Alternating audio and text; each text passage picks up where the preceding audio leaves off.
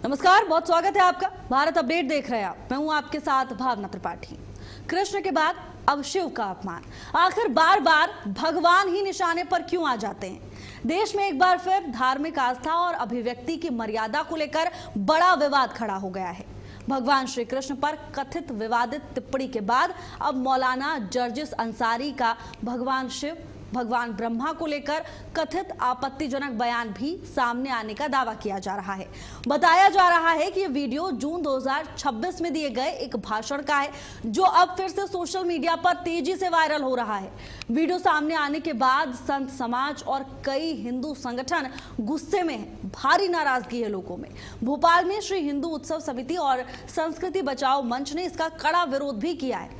इतना ही नहीं, संगठन ने चेतावनी भी दे दी है कि अगर मौलाना भोपाल आए तो उनका पूरा विरोध होगा। दूसरी ओर ये भी सवाल उठ रहे हैं कि विरोध का तरीका भी कानून और संविधान की मर्यादा के भीतर ही होना चाहिए।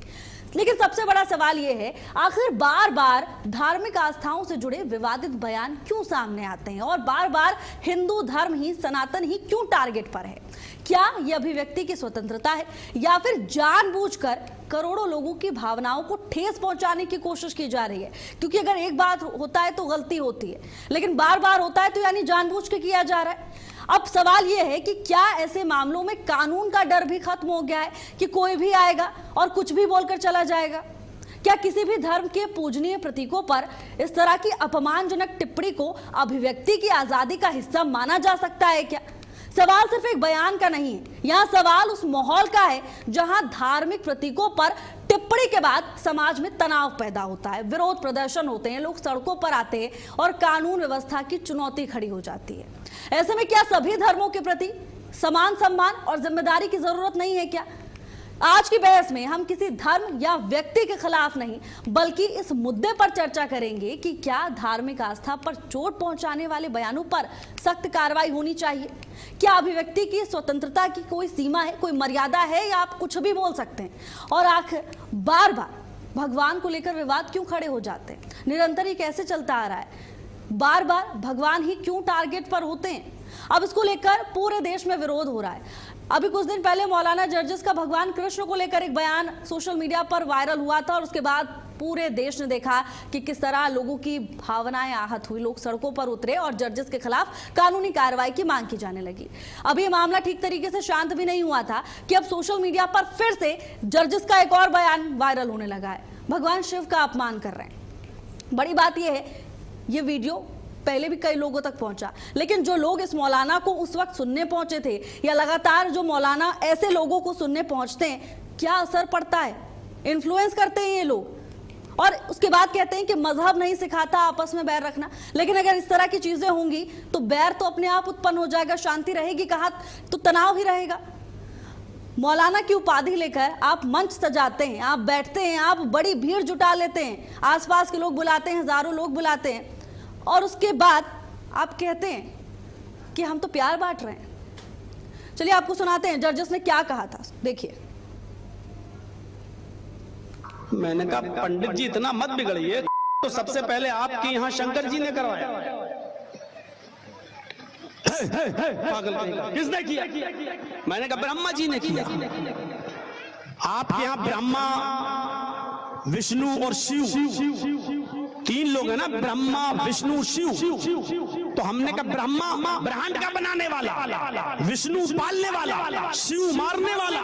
आपके यहाँ खुदाई अलग अलग है, दुनिया बनाने वाला अलग है, उसको ब्रह्मा कहते हैं, पालने वाला अलग है, उसको विष्णु कहते हैं, मारने वाला अलग है, उसको शिव कहते हैं, शंकर।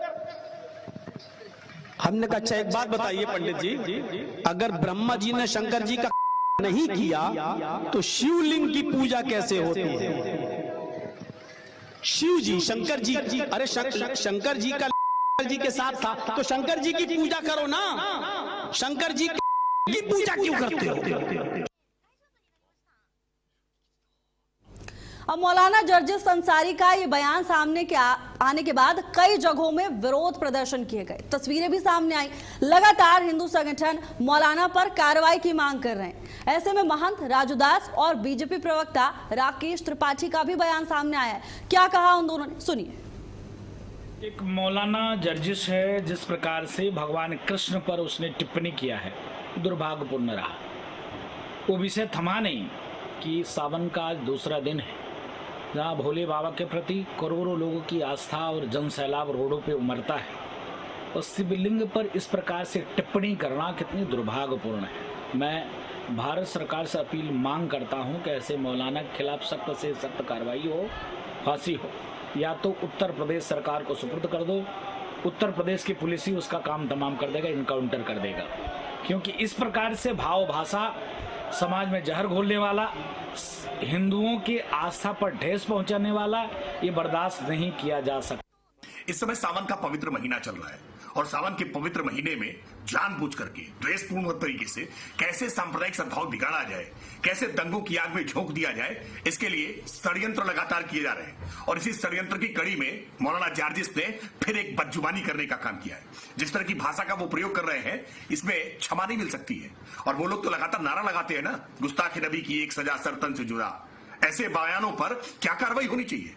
ऐसे व्यक्ति के खिलाफ कठोर धाराओं में मुकदमा पंजीकृत करके और राष्ट्रीय सुरक्षा कानून के तहत ऐसे लोगों को पाबंद करना चाहिए। हम उम्मीद करते हैं कि प्रशासन जल्द ही इन्हें जेल की सलाखों के पीछे भेजेगा और ऐसे लोगों के लिए एक नजीर स्थापित करने का काम करेगा कि कोई किसी की आस्था के साथ ठेस न पहुंचे।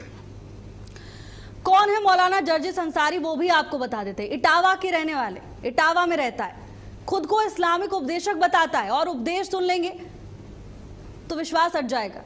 कई विवादित बयानों को लेकर पहले भी चर्चा में रह चुका है मौलाना जर्जिस अंसारी। जून 2022 में अनुसूचित जाति और महिलाओं पर भी विवादित टिप्पणी का आरोप है। एनएसएससी ने यूपी सरकार इस मामले में भी पड़ चुके हैं। फरवरी 2026 में यूपी के मुसलमानों को लेकर भी टिप्पणी की थी। राम मंदिर पर कहा आज भी बाबरी है, कल भी बाबरी रहेगी। वाराणसी की फास्ट ट्रैक कोर्ट ने 2022 में मौलाना जर्जिस को दोषी ठहराया था। झांसा देकर और दुष्कर्म करने का आरोप है। कोर्ट ने 10 साल की सजा सुनाई। तो आप देखिए पूरी लिस्ट है। खुद के व्यक्तित्व पर बड़े दाग है, लेकिन सनातन का, हिंदू धर्म का अपमान करने में एक कदम पीछे नहीं है मौलाना जर्जिस। कई विवादित बयानों को लेकर चर्चा में पहले भी रह चुका है। 2022 में अनुसूचित जाति और महिलाओं पर विवादित टिप्पणी की थी। उसके बाद यूपी सरकार से कार्रवाई की रिपोर्ट भी एनसीएससी ने मांगी थी। फरवरी 2026 का ये पूरा मामला बताया जा रहा है, जब पश्चिम बंगाल में मुसलमानों को बसने की सलाह दे दी थी। और आज इसी पर चर्चा करेंगे। हमारे साथ मेहमान जुड़ गए, उनसे आपका परिचय करा देते हैं। हिंदू धर्म गुरु आचार्य अरुण कृष्णा जी हमारे साथ हैं। अरुण कृष्णा जी, आपका बहुत स्वागत चर्चा में। और साथ ही मुस्लिम स्कॉलर रमीज रजा जी हमारे साथ हैं। रमीज जी, स्वागत है आपका भी चर्चा में। रमीज जी, सबसे पहले तो आप बताइए, इस तरह के बयानों का क्या आप समर्थन करते हैं? क्या ठीक है इस तरह के बयान? सबसे पहले मैम सभी को गुड इवनिंग, नमस्कार, सलाम। मैं ये समझता हूँ इस तरह के बयान समाज को बिल्कुल जो है एक्सेप्ट करने वाले नहीं है, क्योंकि ये जो बयान है ये धर्म के खिलाफ है। और मैं ये समझता हूँ किसी भी भारत के नागरिक को किसी भी धर्म के खिलाफ बोलने की कोई आजादी नहीं है। आपको बोलना है तो आप प्यार की बात कीजिए, मोहब्बत की बात कीजिए। मैं इस तरह के मौलाना का कोई भी कभी भी समर्थन नहीं करता हूँ। लेकिन मैडम सवाल ये है कि इस तरह से जो देश में आप देख रहे हैं, चलो ये तो मुस्लिम मौलाना है, मैं इनका समर्थन नहीं करता हूँ, लेकिन आप मुझे बताइए सनातन धर्म में कितने लोग हैं जो हर रोज भारत के मुसलमानों के लिए आप शब्द बोलते हैं, उनको काटने की बात करते हैं, उनको मारने की बात करते हैं। एग्जाम्पल पर देख लीजिए कि गाजियाबाद का एक कोई गुंडा है, पिंकी चौधरी, या मुझे नहीं पता वो मेल है फीमेल है जो भी है, वो तो मुसलमानों को काटने के लिए जो गाजियाबाद के अंदर तलवारें बांट रहा था, आपने उस पर डिबेट की? क्या आपने उस पर कभी प्राइम मिनिस्टर को खत लिखा कि इसको जेल में डालना चाहिए? उत्तराखंड के अंदर धर्म संसद होती है, मुसलमानों को काटने की बात की जाती है, बिल्कुल मिटाने की बात की जाती है। कि कभी आपने गृह मंत्री को पत्र लिखा कि एक बार कार्रवाई होनी चाहिए? अभी आपने देखा 10 दिन पहले, 15 दिन पहले जंतर मंतर पर लाखों हजारों की तादाद में प्राइम मिनिस्टर को, गृह मंत्री को गालियां बकी गई। क्या आपने किसी पर भी कार्रवाई की? नहीं की ना। तो हम यही तो कह रहे हैं कि आप सबके साथ। रमेश जी, इन पर कार्रवाई होनी चाहिए या नहीं होनी चाहिए? किसी और ने क्या किया उससे आप अपना तो जस्टिफाई नहीं कर सकते। आप ये स्पष्टीकरण अगर आप दे रहे हैं कि उन्होंने किया तो हम भी करेंगे, तो फिर ये तो स्थिति ठीक नहीं है। मैं तो साफ कह रहा हूँ कि मैं ऐसे मौलानों को कभी समर्थन नहीं करता, क्योंकि ये बिल्कुल इस्लाम के खिलाफ है। लेकिन आप ये बताइए जो आपके धर्म में लोग कर रहे हैं उस पर आप क्या कहेंगे? आप उस पर तो आप मुझे डिबेट पर नहीं बुलाते, लेकिन मुसलमान ने भाई बोलिए। आप अगर इन मामलों को देखेंगे और कितनी आप अभी जितने आक्रोश में हैं, इतने आक्रोश में आप इस मौलाना के बयान के बाद नहीं आए थे। मुझे सारे प्रकरण याद है और सभी चीजों पर चर्चा होती है, लेकिन रमेश जी बात ये देखिए, अभी अरुण जी यहाँ बैठे हुए हैं, उनसे सवाल पूछे जाएंगे, लेकिन आपसे जब आपके पक्ष के लिए सवाल पूछा जाता है, क्योंकि आप यहाँ पर इस्लाम का प्रतिनिधित्व करने के लिए आए, चर्चा यहाँ पर इसलिए नहीं हो रही है कि वो मुस्लिम है, वो मौलाना है, उन्होंने हमारे धर्म पर, या जैसा कि आपने मेरे लिए कह दिया व्यक्तिगत तौर पर। रमेश जी आप सुनिए मेरी बात यह है कि इसमें सिर्फ हिंदू धर्म का नहीं, इसमें सिर्फ सनातन का नहीं, इसलिए इस्लाम का भी गलत प्रचार ही हो रहा है, तो तकलीफ मुझे आपके लिए भी है। नहीं, मैं तो आप देखिए, अगर आपने मुझे बुलाया तो फिर मुझे बोलने दीजिए। नजीम जी आप ही इस तरह की बातें करते हैं कि आप इन मुद्दों पर बुलाते हैं, किसी मुद्दों पर नहीं बुलाते, तो जवाब तो देना पड़ेगा रमेश जी। अब आप अपनी बात रखिए, उसके बाद अरुण जी के पास जाऊंगा। जब मोहन भागवत ये कहते हैं कि भारत का हर नागरिक जो पैदा होता है मुसलमान होता है, तो आप कभी जो आरएसएस के जो उनके जो कार्यालय वहां पर गए माइक लेकर? बताइए कि उनको कभी बिठा? रमेश जी मैं माइक लेकर कहाँ जाती हूँ, कहाँ नहीं जाती हूँ, उसका ब्यौरा आप मत रखिए, यहाँ पर आप अपनी जवाबदेही तय करने के लिए बैठे हुए हैं। तो सिर्फ सार्वजनिक निंदा काफी नहीं है ना रमेश जी, केवल निंदा काफी नहीं है। चलिए अरुण जी, आप मुझे एक काम कीजिए, गवर्नमेंट मुझे 147 दिलवा दीजिए, मैं चला देता हूँ। चलिए। अरे रमेश जी आप कैसी हिंसा की बातें कर रहे हैं, हम कभी भी हिंसा के पक्ष में नहीं रहते हैं, हम हमेशा ये कहते हैं कानूनी तौर पर कार्रवाई होनी चाहिए। ठीक है रमेश जी, आपके पास वापस आऊंगी। ठीक है, अरुण जी भी यहाँ बैठे हुए हैं। अरुण जी, बार बार लगातार हिंदू धर्म ही क्यों निशाने पर? पहली बात तो इन्होंने पिंकी चौधरी का नाम लिया। पिंकी चौधरी जिहादियों का जीजा है, बाप है जिहादियों का। वो जितने जिहादी है ना उनका बाप है पिंकी चौधरी। और सामने पड़ जाओगे तो तुम्हारी पैंट गीली हो जाएगी, ऐसा पिंकी चौधरी है। अरुण जी इस तरह की भाषा का इस्तेमाल मत कीजिए, मंच की एक गरिमा है, सब चर्चा यहाँ पर किसी और बात को लेकर हो रही है, आप थोड़ी गरिमा बनाए रखिए मंच की।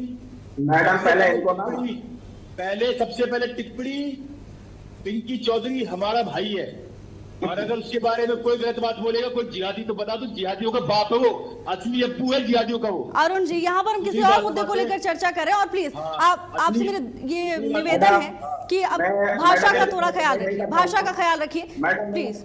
मैडम सबसे पहले किसी व्यक्ति का नाम लिया तो इन्होंने लिया, अगर ये नाम नहीं लेते पिंकी चौधरी का तो मैं ये बात नहीं बोलता। ठीक है अरुण जी, लेकिन आप भी जो जिहादियों का अब्बू है पिंकी चौधरी। अरुण जी मैं आपको बार बार ये बात बोल रही हूँ कि मंच की गरिमा है, चर्चा की गरिमा, उसे बनाए रखिए और सम्मानजनक तरीके से अपनी बात रखिए। पिंकी के बारे में, पिंकी चौधरी के बारे में जब बोला तो आपने रोकना चाहिए था कि यहाँ पर बात पिंकी चौधरी की नहीं हो रही, यहाँ पर बात हो रही है उस मौलाना की जिसने हमारे आराध्य के बारे में गलत टिप्पणी करी। अरुण जी मैं जरा उनका जस्टिफिकेशन सुनने में बिजी हो गई थी कि आखिर उनका जवाब क्या है, क्योंकि सुनूंगी तभी पता चलेगा कि बोलना क्या चाहते हैं। अब आप अपनी बात रखिए।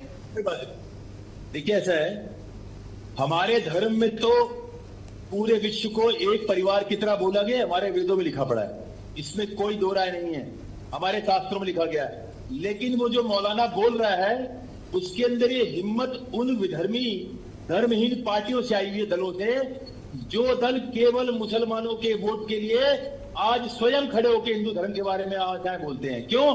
ताकि इनका वोट एक सेंट्रलाइज हो जाए और उन पार्टियों को वोट मिले।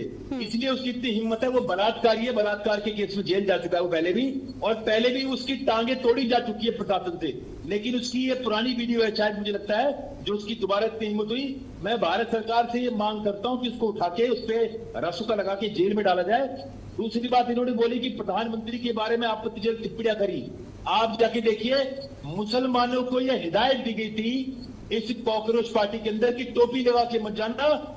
2800 से ज्यादा अपराधी पकड़े गए और मुसलमानों ने उसके अंदर बढ़ चढ़ के इस दंगे में हिस्सा लिया है। धीरे धीरे इसकी परतें खुलेंगी, आने वाला कल जिहादियों के लिए भयानक होगा। आप देख लीजिए जितना भी अपराध कर रहे हैं लोग इस दल और इस एजुकेशन के नाम पे। ये मौलाना एक परपेचुअल, एक हैबिचुअल ऑफेंडर है। मैं आपको आपके चैनल से ये बताना चाहता हूं कि ये जो कॉन्सेप्ट है ब्रह्मा विष्णु महेश का, ये केवल उसी जगत पिता परम ब्रह्म को कहा गया। उसके अलग अलग साधारण व्यक्ति को समझाने के लिए 3 नाम निकाले गए, अन्यथा वही निराकार ब्रह्म है जिसके ये 3 नाम है। 50 नाम हो सकते किसी एक व्यक्ति के भी, वो तो साक्षात ब्रह्म है। जिस धर्म में मैं अभी पढ़ रहा था, एक हदीस पढ़ रहा था। ये हदीस है एक अमेरिका का बहुत ही रेपुटेटेड, कहते हैं ना लोग, बहुत से लोग कहते हैं कि ये तो अनपढ़ लोग हैं इसलिए ऐसी बातें करते हैं। अमेरिका का एक रेपुटेटेड मुफ्ती जिसको भारत के अंदर भी बुलाया गया था, उससे पूछा गया कि एक छोटी सी बच्ची का बलात्कार हो रहा है और एक तरफ मूर्ति की पूजा हो रही है, तो बलात्कार अल्लाह के लिए सबसे बड़ा गुनाह है या मूर्ति की पूजा? तो उस मुफ्ती ने बिना सेकंड थॉट लगाए बोला कि बच्ची का बलात्कार तो अल्लाह माफ कर देगा, लेकिन मूर्ति पूजा माफ नहीं करेगा। इस तरह की घटिया मानसिकता वाले। और बताता हूं, सुनिए एक और बताता हूँ। ठीक है अरुण जी, क्योंकि समय थोड़ा कम है, अब सबको बराबर समय देना है। आपके पास दोबारा वापस आऊंगी। ठीक है, 10 सेकंड में कंप्लीट। मेरी बात सुनिए, 10 सेकंड में कंप्लीट। दूसरी बात, जिनके यहाँ पर अगर गलती से 3 तलाक बोल दिया जाए तो खातून का हलाला करके ही वापस आएगी। ऐसा घटिया मानसिकता वाले हमारे ऊपर टिप्पणी कर रहे हैं। ये कल तक किसी रामलाल श्यामलाल इनके दादा पूजा करते थे, यहाँ पर ये सारे कन्वर्टर ठीक है हमारे धर्म ठीक है कर रहे हैं। रमेश जी, अभी आप मुझे ठीक है जरा एक सवाल ले लेते रमेश जी। ठीक है अरुण जी, आपकी बात पहुंच चुकी है, क्योंकि समय थोड़ा सा कम है, अब सभी मेहमानों को समय देना है। रमेश जी, अभी आपने मुझसे बोला 2147 दिला दो मुझे, मैं गोली चला दूंगा, लेकिन बड़ी बात यह है कि कार्रवाई आपने निंदा कर दी, ठीक है, जिस तरह का बयान है उसका कोई समर्थन गलती से कर भी नहीं सकता है, लेकिन किंतु परंतु जहां आ जाता है ना, वहीं दिक्कत हो जाती है। अब आप बताइए कि कार्रवाई क्या होनी चाहिए? मैडम देखिए, मैं फिर कह रहा हूँ, इस तरह का कोई भी बयान दे, हिंदू हो मुसलमान हो, कोई भी इसको एक्सेप्ट नहीं करेगा। दूसरी बात ये कि भारत में कानून है, आप उस पर कानूनी कार्रवाई करेंगे, वो कौन करेगा? आप और मैं तो नहीं करेंगे, गवर्नमेंट करेगी। गवर्नमेंट कौन है? रूलिंग पार्टी ऑफ इंडिया में बीजेपी है। तो आप ये कहेंगे कि भैया रमीज आप और हम सुप्रीम कोर्ट चलते हैं तो ये और मेरा और आपका को काम नहीं है ना, तो अब मैं क्या कहूंगा? आप मुझे बताइए, फिर आपने बोला और क्या करें, तो फिर मैं क्या कहूंगा? नहीं रमेश जी, मैंने ये नहीं बोला कि आप सुप्रीम कोर्ट जाइए या मैं सुप्रीम कोर्ट जाती हूँ, वो तो देखिए कानूनी कार्रवाई, क्योंकि जिस तरह का लोगों में गुस्सा है वो तो होना ही है। लेकिन रमेश जी, अगर किसी और धर्म के व्यक्ति ने, रमेश जी एक मेरा सवाल है, अगर किसी और धर्म के व्यक्ति ने किसी और धर्म के लिए इस तरह की बात कही होती, क्या इतना ही कोल्ड रिएक्शन आपकी तरफ से सामने आता? या अभी जिस तरह से देख रहे हैं हम, हो सकता है सड़कों पर इससे ज्यादा लोग उतरे होते?